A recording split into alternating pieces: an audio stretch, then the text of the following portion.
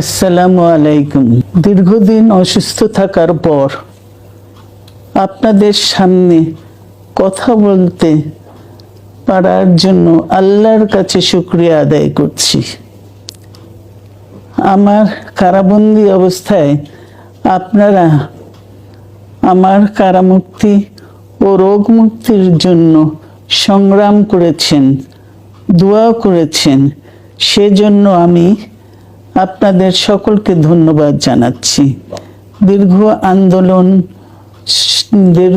আন্দোলন সংগ্রাম ও ত্যাগের মধ্য দিয়ে আমরা ফ্যাসিবাদী অবৈধ সরকারের কাছ থেকে মুক্তি পেয়েছি।